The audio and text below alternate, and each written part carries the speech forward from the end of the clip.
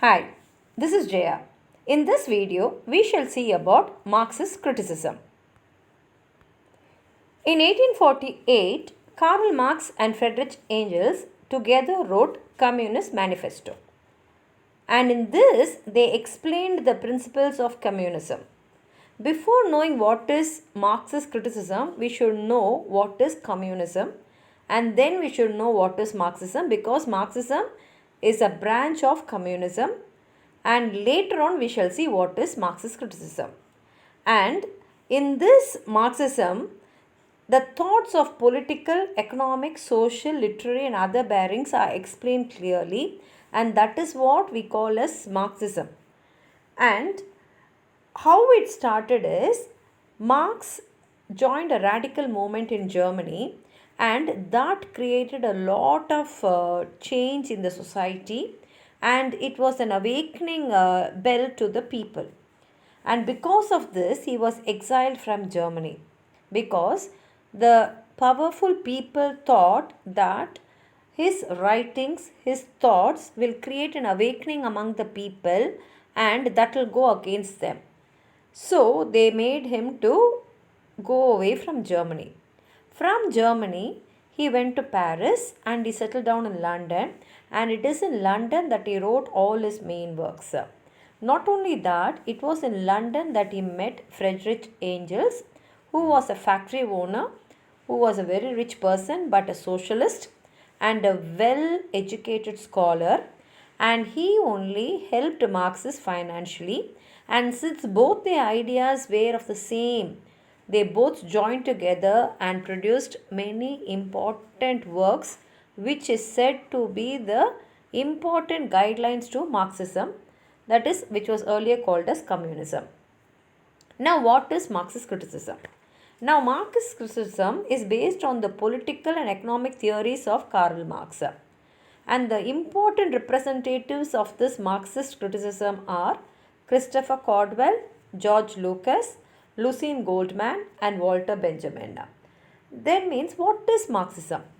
Marxism is a political and economic way of organizing the society. We all know that there are different divisions in each and every society.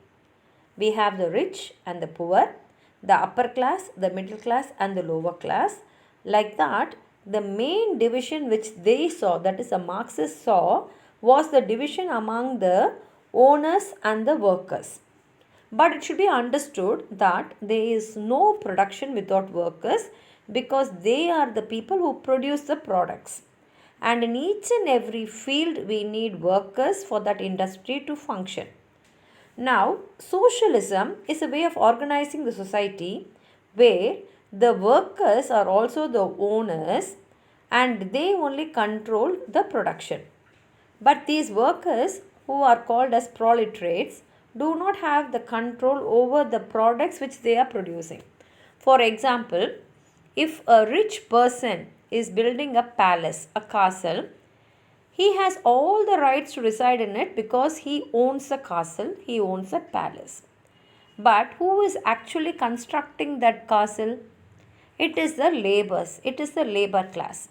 But this labor class will be so very poor that they cannot even imagine about owning a small house of their own.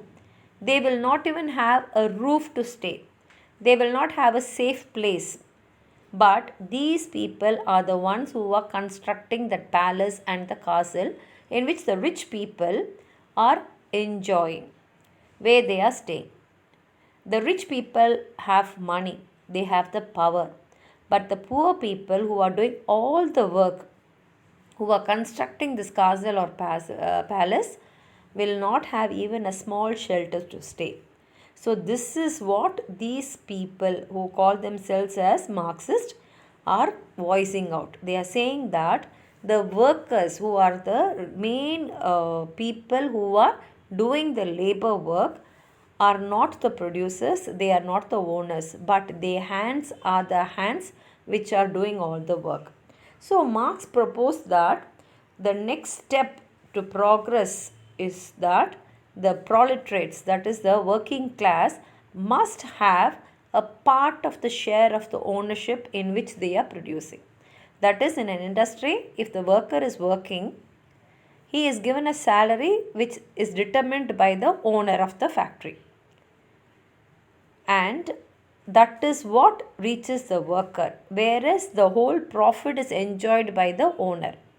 But Marx says that the workers must also have a share of the profit. In that way, he will also have a control over the production and he will also be the owner of his production. Now, what is the main purpose of communism? All these communist writers and thinkers, they feel that they have to create a stateless, a classless society and thus put an end to capitalism. Now, classless means they only see two classes. One is the owner class and another is labor class. Owners are the rich and powerful people who own the system, that is, whether it is in whichever industry they belong to, the production. And the labor class is the people who work in that production. And stateless is, again, it is the power which is referred to here.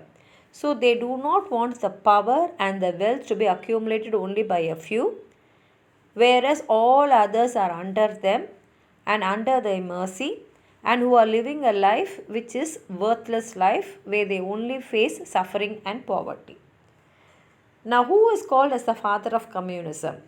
Karl Marx, who is a German philosopher and socialist of the 1840s, is known as the father of communism. But he had to run to England because the authorities of the German states considered that he was a political threat because he was publishing books which influenced the people, and in those books he outlined his theories for a variety of communism which was later known as Marxism. And they felt that he is a threat, so they exiled him from Germany and he had to go to England and he stayed in London, but he continued his writing there. Now, who created this Marxist criticism? We have very important works of Karl Marx, that is Communist Manifesto, which he wrote along with Friedrich Engels in 1848, and Das Kapital in 1867, Consciousness derived from material conditions from the German ideology in 1932, On the Greek art in its time from a contribution to the critique of political economy in 1859. These books outline the important theories of communism. And Marxism always stands for a classless society and a common ownership of property. That is, they wanted all the production to be common. It should not be that one person is the owner of it and he is the one who is going to enjoy the benefits of the profit. They wanted even the labor class to have a part of the profit which is made in that industry. And the aim of Marxism was to change the world. And Marxism saw the history as a class struggle, bringing in progress in the life of the people rather than the achievements of the rulers and the dynasty of the monarchs. That is, it was the progress in the world was made by the working class and not just by the kings or the rulers who ruled the kingdom. And the main problem here is the exploitation of the rich on the poor. That is, Marxism feels that the rich people are exploiting the poor people because the poor people were under the mercy of these rich people. They were not able to decide what salary they should get for their work, or even if they are producing the products in the industry, they were not able to afford to enjoy that product. They can be farmers who are working in the field, but they will not get even food for themselves. They will not have enough money to buy food for their family. So that was the condition of the farmers who were producing the yield which was enjoyed only by the rich people. And as a result, what happened is there was an industrial capitalism where the worker is alienated. The worker is considered as a separate person, as an outside person who has no control even over his own work. He will be the person who worked, who produced, but he will not at all be able to enjoy what he is producing because he will not be able to afford for it. So, the worker is reduced to a mere hand which was only destined to work and nothing else. And this is what Marx writes in his Das Kapital. And the idea of class discrimination is very important in Marxist ideology. And we find that a class of people control the factory and the industry, which we call as production, and there's another class of people who work in the factory. And this is what we call as the capitalist class, which is also known as the owner class, and the labor class or the worker class. And these labor people are called as proletariats, and these capitalist people are called as the bourgeois. Bourgeois means rich people or the powerful people. And the Marxist view that society has two bases. One base is the economic base, which has a which refers to all the production, the distribution and the exchange. And the other one is called the superstructure, which is of a higher level. Now, this economic base is the place where the workers, that is the proletariats, they work very hard to maintain the society, to provide everything what people actually need to live their life. And the superstructure is the world where you go to a higher level, where creative thinking, where a higher level order of thinking is there, like philosophy, art, religion, law and others. Now, what is Marxist criticism? The theory of literature which evolves from these Marxist principles is known as Marxist criticism. And according to Marxist criticism, a writer's work reflects his class. That is, generally when we read a book, when we read any work of a writer, we appreciate his genius and we think that this work is an outcome of his inspiration. But Marxists say that his work is a creation or based on his social context, whether he belongs to this bourgeois class, that is the capitalist class, or whether he belongs to the proletariats, which is the workers class. And the school which belongs to these scholars is known as the Frankfurt School of Marxist. And the important people in this Frankfurt School of Marxist are Walter Benjamin, Herbert Marcuse, Theodor Adorno and Bertrand Burchell. The main work of these people is they combined Freud and Marxist theories and they try to put in their critical practice. And according to Marxist philosophy and ideology, the human beings' beliefs, values and the way of thinking and feeling are expressed here.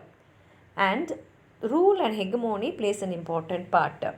Now, Althusser distinguished between state control and state power. Like what is state control and state power is distinguished by Althusser.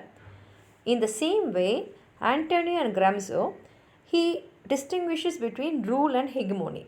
Now, what is rule? Rule is the direct political control which uses force to bring in its ideas and make the people to do it. But hegemony is a class outlook or a world view that governs the people. It is linked to culture and ideology, and this is what is explained by Raymond Williams in his Marxism and Literature, which was written in 1977. Hegemony is actually a social control which makes certain views and beliefs which appears to be natural and which is also necessary for the society. And therefore, we find out that Marxism has a tremendous influence on human thought and social movement somewhere between the mid-19th century onwards. And the main tenets of Marxism are found in Communist Manifesto and Das Kapital, which are the works of Karl Marx. And Marxian philosophy came as a reaction to the liberal ideology and capitalism, and Marxism challenged the whole liberal system, which was till then based on a private property, market model of the society, unrestrained individualism, and the capitalist mode of production. That is, till then everything was controlled only by a very few people who were rich and powerful. And Marxism challenged all this. And it said that everyone should be considered equal, and particularly the people who are working hard, that is the labor class, must be given priority and they must be given a share of their work which produced profit, and they must also be living a decent life in this world. Therefore, Communist Manifesto is called as the Bible of Communism, and the theory of socialism which was developed by Karl Marx is known as communism.